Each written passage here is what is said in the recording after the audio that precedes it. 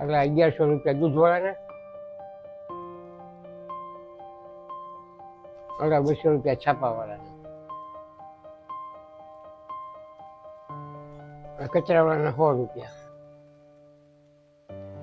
આ 7000 તારા રેશન લાવવાના થઈ ગયું. લાઇટ બિલ ના લાઇટ બિલ કેટલું હતું? 1900 ની આસપાસ હતા. એટલે 2000 રાખ. હવે એક બાકી નથી રહ્યા ને? હજી છે ને? હવે શું રહી ગયું બાકી? મારા પૈસા. તારા કેના પૈસા? દર મહિને તમે છાપાવાળાને દો, દૂધવાળાને દો, પેલા કચરાવાળાને દો, તો મને તમારે દેવો છો ને પગાર. તારો પગાર? આ લોકો આખો મહિનો તમારું કામ કરે છે તો તમે એને પગાર આપો છો, તો હું તો રોજ કામ કરું છું તમારા ઘરનું, તો તમારે મને પગાર નો આપવો જોઈએ? પત્નીને થોડોક પગાર હોય?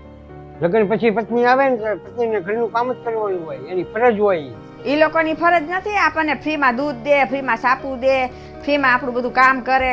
એ હું આપણી પાસેથી પગાર લઈ જાય છે. એ તો એનું કામ છે, એ કામ ન કરે તો એની જરૂરત ક્યાંથી પૂરી કરે? તો પત્નીની માંગ કોણ પૂરી કરશે? એનો પતિ. તો હું મારા પતિને તો કહું છું કે મારી જરૂરિયાત મારે પૂરી કરવી છે, એટલે મને મારો પગાર આપો. હા, તો તારે કેટલા પૈસા જોતા છે?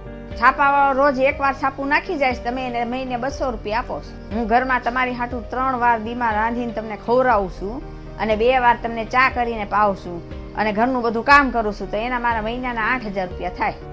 8000? હા, તો આ બધા કરતા તો હું વધારે કામ કરું છું, તો મારા આટલા પૈસા તો થાય જ ને. લાવો 8000 ફટાફટ. હા, તો લે આપું. હવે ગણો છો હું 50 રૂપિયા ઉપર નીચે થાય તો હાલે. બહુ કરી આને તો, મારા બધા પૈસા લઈ ગઈ. લ્યો પાણી.